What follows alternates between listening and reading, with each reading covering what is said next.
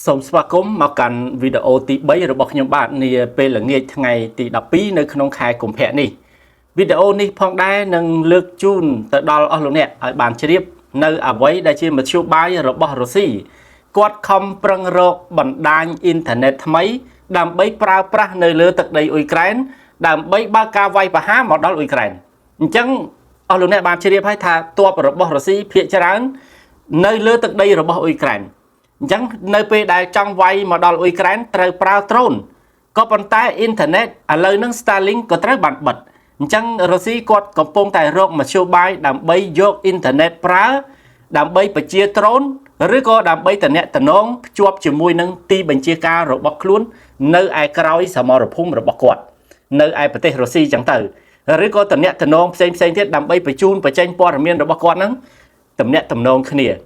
ឡូវនេះដល់ពេលElon Musk ដែលជាម្ចាស់របស់ SpaceX បានបិទប្រព័ន្ធ Starlink របស់រុស្ស៊ី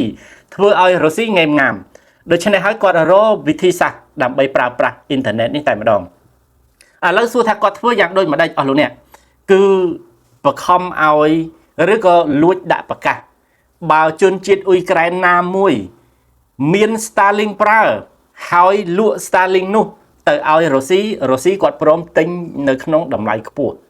អញ្ចឹងណាមានលួចទិញអញ្ចឹងទៀតលួចទិញពីជនជាតិអ៊ុយក្រែនដែលបានប្រើលួចទិញពីទាហានរបស់អ៊ុយក្រែនដែលមានប្រើប៉ុន្តែបើសិនជារឿងទាហានគឺពិបាកទិញបន្តិចប្រហែលជាទិញមិនបានទេតែបើទិញពីប្រជាជនស៊ីវិលដែលបានប្រើ Starlink នោះនៅក្នុងប្រទេសអ៊ុយក្រែនបាននោះ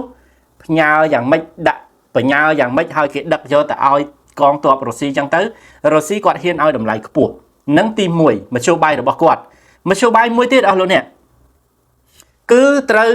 បខំឲ្យជនជាតិអ៊ុយក្រែននៅលើទឹកដីដែលរុស្ស៊ីកាន់កាប់ដូចជាតំបន់ចាប៉ូរីចាមានកន្លែងខ្លះដែលរុស្ស៊ីកាន់កាប់ដូចជាតំបន់លូហានដូចជាតំបន់ដូណេតអីជាដើមហ្នឹងឬក៏តំបន់ដុនបាសអីជាដើមហ្នឹងដែលរុស្ស៊ីកាន់កាប់ក៏ប៉ុន្តែនៅមានជនជាតិអ៊ុយក្រែននៅទីនោះដូច្នេះហើយរុស្ស៊ីបខំឲ្យជនជាតិអ៊ុយក្រែនទាំងអស់នោះចុះឈ្មោះទិញ Starlink ពីក្រុមហ៊ុនបាទចុះឈ្មោះទិញ Starlink ពីក្រុមហ៊ុន SpaceX មកហ្នឹងដើម្បីយកទៅលក់បន្តទៅឲ្យរុស្ស៊ីអញ្ចឹងរុស្ស៊ីគាត់សុខចិត្តទទួលទិញនៅក្នុងតម្លៃខ្ពស់ឬក៏ឲ្យម្នាក់នោះចុះឈ្មោះទិញប៉ុន្តែធ្វើតែជាតំណាងទេដល់ពេលទិញបានគឺទ័ពរុស្ស៊ីយកទៅប្រើហ្នឹងគឺអញ្ចឹងដល់ថ្នាក់ហ្នឹងណាអស់លោកណាក៏ប៉ុន្តែมันអាចបន្ទោសរុស្ស៊ីបានទេសង្គ្រាមគឺគេត្រូវប្រើគ្រប់ល្បិចគ្រប់គោលការណ៍គ្រប់នយោបាយទាំងអស់ដើម្បីឲ្យតែឈ្នះយើងបាក់បន្ទោសដែរ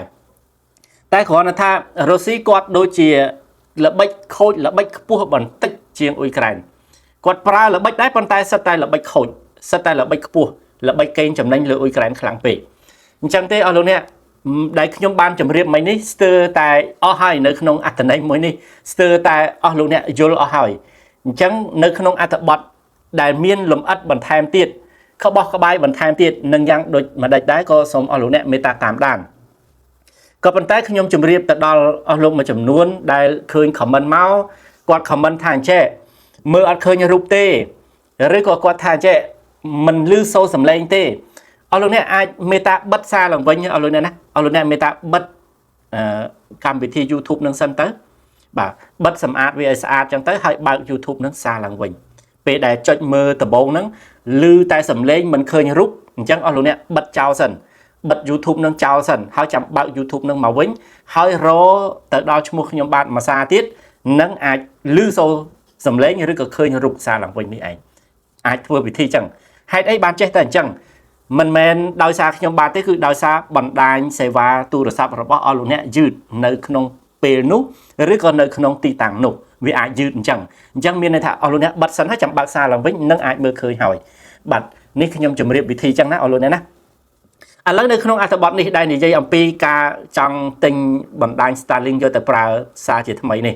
អញ្ចឹងការទិញនេះគឺនៅតែការទិញคล้ายៗនៅតែបំពេញឯកសារคล้ายៗដដែលជាដដែលនេះឯងជនជាតិរុស្ស៊ីកំពុងតែព្យាយាមជ្រើសរើសជនជាតិអ៊ុយក្រែនដើម្បីឲ្យចុះឈ្មោះ Starlink ជំនួសឃើញទេគឺធ្វើឯកសារคล้ายៗដដែលអ្នកកាន់លេខរបស់អ៊ុយក្រែនកាន់លេខទូរស័ព្ទអ៊ុយក្រែនណាត្រូវបានទទួលសារពីសេវាស៊ើបការសម្ងាត់របស់អ៊ុយក្រែនដែលបានផ្ញើនៅថ្ងៃទី11ខែកុម្ភៈដោយប្រមានថា ជនជាតិរុស្ស៊ីកំពុងតែព្យាយាមរកជនជាតិអ៊ុយក្រែនដើម្បីជួយទិញ Starlink ទៅដល់កងទ័ពរុស្ស៊ីហើយថាបើសិនជាធ្វើដូច្នេះមែននោះគឺជាបទល្មើសព្រហ្មទណ្ឌនៅអ៊ុយក្រែនអ្នកណាក៏ដោយឲ្យតែព្រមទិញ Starlink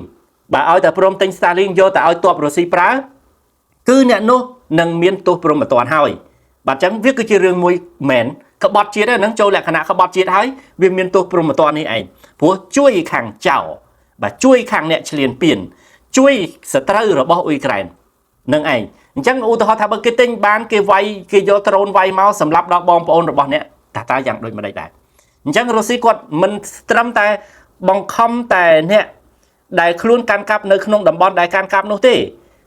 រុស្ស៊ីគាត់ប្រើអ្នកដែលខ្លួនបានគ្រប់គ្រងនៅតំបន់ដែលកាន់កាប់ឲ្យមានបងប្អូននៅខេត្តឆ្ងាយទៀតអញ្ចឹងធ្វើម៉េចបង្ខំឲ្យម្នាក់នឹងប្រាប់ទៅដល់បងប្អូនរបស់ខ្លួនដែលនៅឆ្ងាយនោះឲ្យទិញឲ្យបាន Starlink ហ្នឹងហើយបន្ទាប់មកផ្ញើមកឲ្យតំបន់ដែលរុស្ស៊ីកាន់កាប់ទៅអ្នកបង្ខំគ្នាអញ្ចឹងទៀតអស់លោកអ្នកបានថាសាហាវមែនតើសាហាវណាស់ព្រោះគាត់ធ្វើមិនឲ្យតែឈ្នះគាត់មិនខ្វល់អំពីគាត់ខុសគាត់មិនខ្វល់អំពីគាត់ថោកទាបគាត់មិនខ្វល់អំពីមុខមាត់ទាំងអស់ឲ្យតែគាត់ឈ្នះគឺគាត់ធ្វើគ្រប់យុទ្ធវិធីនេះឯងសារនេះបានកើតឡើងមួយសប្តាហ៍បន្ទាប់ពីក្រសួងការពារជាតិរបស់អ៊ុយក្រែនបានយល់ព្រមជាមួយនឹងក្រុមហ៊ុន Starlink គឺ SpaceX នេះសម្រាប់ស្ថានីយ៍អ៊ីនធឺណិតនៅក្នុងប្រទេសអ៊ុយក្រែនដែលជាវិធានការមួយដើម្បីទប់ស្កាត់ការប្រើប្រាស់របស់ពួកគេដោយកងកម្លាំងរបស់រុស្ស៊ីអញ្ចឹងគ្រាន់តែអ៊ុយក្រែនហើយនឹងក្រុមហ៊ុន SpaceX ត្រូវរើគ្នាបិទហើយបានតែមួយសប្តាហ៍ទេគឺរុស្ស៊ីចាប់ផ្ដើមប្រើវិធីអស់ហ្នឹងដើម្បីទិញបាន Starlink យកមកប្រើដូច្នេះហើយក៏នៅក្នុងការផ្ញើសារទៅដល់លេខទូរស័ព្ទរបស់អ៊ុយក្រែនប្រាប់ចេញពីក្រសួងការពារជាតិរបស់អ៊ុយក្រែនហាមទៅដល់ប្រជាជនទាំងអស់កុំទិញ Starlink យកទៅឲ្យខាងរុស្ស៊ីបើអ្នកណាហ៊ានទិញអ្នកនោះនឹងទទួលទោសព្រហ្មទណ្ឌជាក់ជាមិនខានឡើយបាទអញ្ចឹងសារនឹងបានផ្ញើមួយសប្តាហ៍ក្រោយពីក្រុមហ៊ុន SpaceX បានបិទ Starlink ទៅឲ្យកងទ័ពរុស្ស៊ីនេះនៅថ្ងៃទី10ខែកុម្ភៈទីស្នាក់ការកណ្ដាលសម្របសម្រួលរបស់អ៊ុយក្រែនបាននិយាយថារុស្ស៊ីកំពុងតែខិតខំបង្ខំគ្រួសារអ្នកទោសសង្គ្រាមរបស់អ៊ុយក្រែនឲ្យចុះឈ្មោះទិញ Starlink បាទអញ្ចឹងអ្នកទោសសង្គ្រាមដែលរុស្ស៊ីចាប់បានទៅប្រាប់ទៅដល់អ្នកទោសហ្នឹងអ្នកឯងប្រាប់ទៅដល់គ្រួសាររបស់អ្នកឯងត្រូវទិញ Starlink ឲ្យទិញ Starlink បានមកបញ្ជូនយកទៅឲ្យនឹងគេអាចបធូរឬក៏សម្របសម្រួលឬក៏អនុគ្រោះខ្លះទៅដល់អ្នកឯងអញ្ចឹងណាព្រោះលុយកុំភ័យរុស្ស៊ីអ្នកចាញ់ទេវាទៅជាអញ្ចឹងអស់លោកអ្នកទោសសង្គ្រាមដែលរុស្ស៊ីចាប់យកទៅហ្នឹងអញ្ចឹងបង្ខំឲ្យអ្នកហ្នឹងតេមកគ្រួសារឲ្យគ្រួសារទិញ Starlink យកទៅឲ្យទៀតឃើញទេអស់លោកអ្នកច្រើនវិធីច្រើនក្បួនដែលធ្វើការបង្ខំអញ្ចឹងណាចុះបើសម្រាប់អស់លោកអ្នកវិញនឹកឃើញអត់នឹកឃើញនៅវិធីសាស្ត្រអញ្ចឹងអត់បើសិនជាក្នុងលក្ខខណ្ឌមួយដែលដូចរុស្ស៊ីអញ្ចឹងបាទប្រហែលជាមិនឆ្លាតដល់រុស្ស៊ីទេដឹងរុស្ស៊ីគាត់ឆ្លាតណាស់បាទគាត់ឆ្លាតណាស់ដោយលោកគ្រូពេទ្យគាត់មានប្រសាសន៍ថាអញ្ចឹងថាមីឡាំងនេះឯងបាទគាត់និយាយថាមីឡាំងនេះឯងបាទការផ្ដល់ការតភ្ជាប់អ៊ីនធឺណិតល្បឿនលឿនដោយគ្មានខ្សែ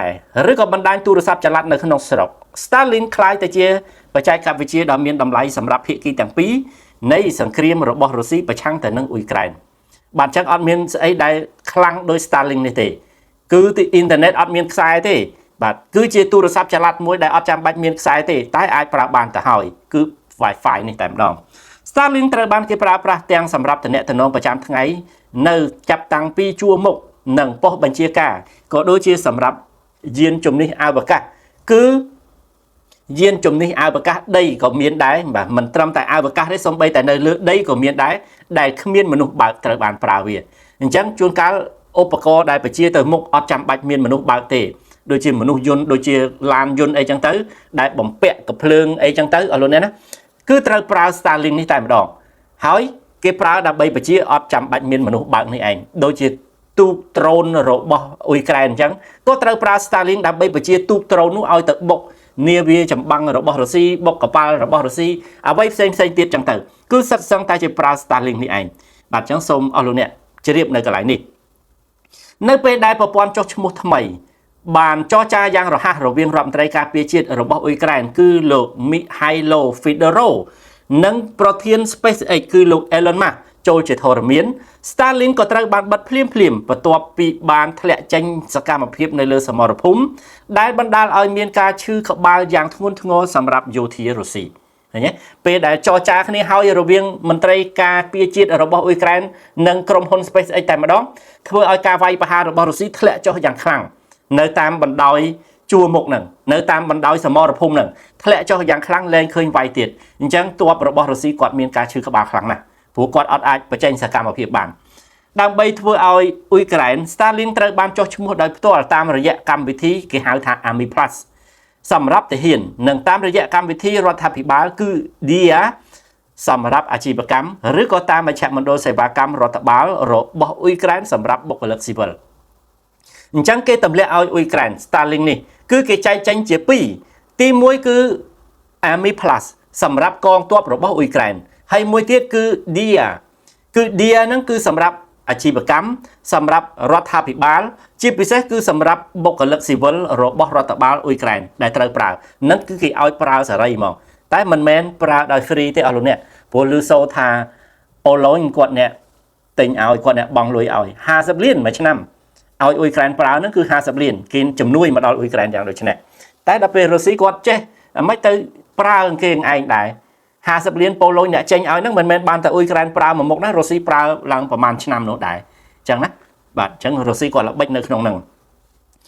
ដោយនឹកស្មានមិនដល់ចំពោះការបាត់បង់បច្ចេកវិទ្យារុស្ស៊ីក៏ត្រូវបានរាយការណ៍ថាកំពុងតែស្វែងរកមធ្យោបាយផ្សេងដើម្បីចុះឈ្មោះទិញ Starlink របស់ខ្លួននៅអ៊ុយក្រែន